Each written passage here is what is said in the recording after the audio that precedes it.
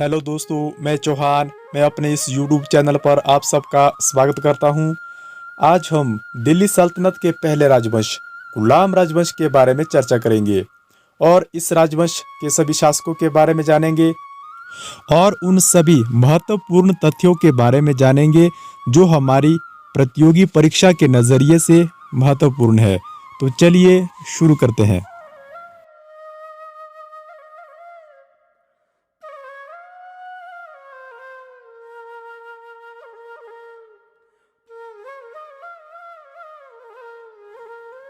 कुतुबुद्दीन ऐबक 1206 से 1210।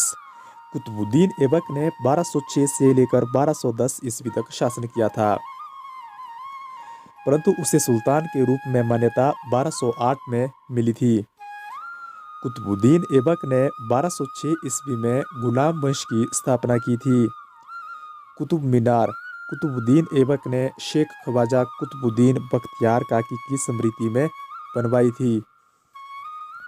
कुतुबुद्दीन ऐबक ने अजमेर में 2.5 दिन का झोंपड़ा बनवाया था। कुतुबुद्दीन को लाख बख्श के नाम से भी जाना जाता है।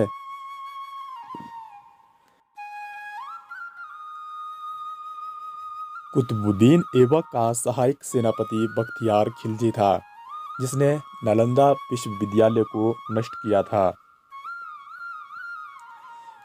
1210 ईस्वी में कुतुबुद्दीन ऐबक की मृत्यु लाहौर में चौगान खेलते समय हुई थी। कुतुबुद्दीन ऐबक को लाहौर में दफनाया गया था। यदि हम सल्तनत कालीन राजकीय भाषा की बात करें तो उसमें राजकीय भाषा फारसी थी। कुतुबुद्दीन ऐबक के पुत्र का नाम आराम शाह था, जिसने मात्र 8 महीने तक शासन किया था। इल्तुतमिश, जो कि कुतुबुद्दीन ऐबक का दामाद था, उसने आराम शाह की हत्या करके सत्ता की बागडोर अपने हाथ में ले ली थी।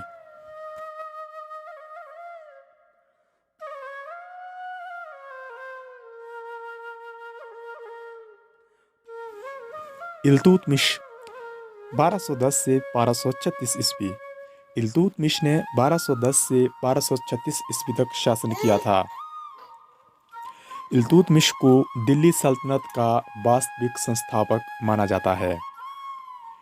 चंगेज खां भारत पर 1221 ईस्वी में इल्तुतमिश के समय में आक्रमण किया था। चालीसा दल का गठन इल्तुतमिश ने किया था। चालीसा दल को तुर्कान ए चहलगानी भी कहा जाता है, जो कि 40 विश्वास पात्र गुलाम सरदारों का गुट था।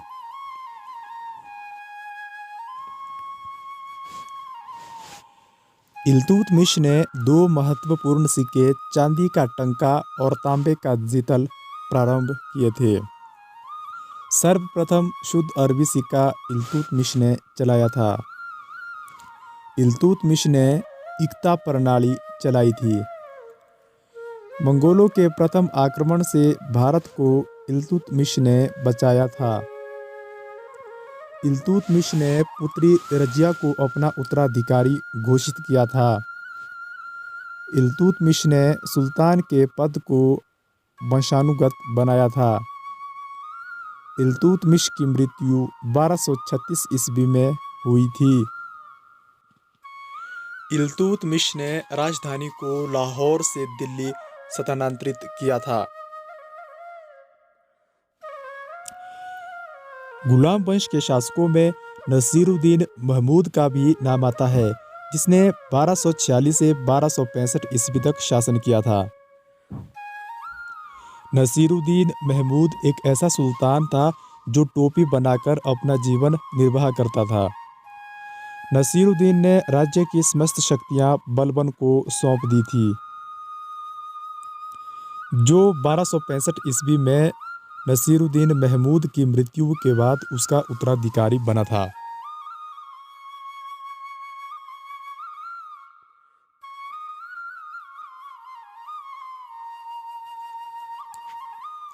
रजिया सुल्तान 1236 से 1240।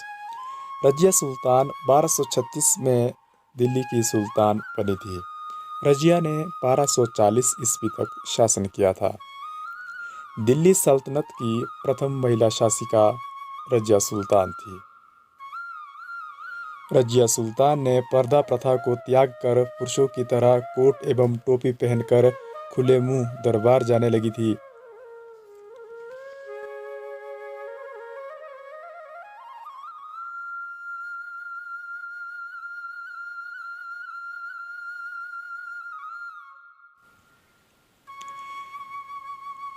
गयासुद्दीन बलबन 1265 से 1287 ईस्वी।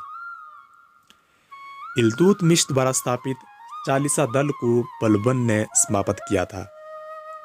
फारसी रीति रिवाज पर आधारित नवरोज उत्सव को बलबन ने प्रारंभ करवाया था।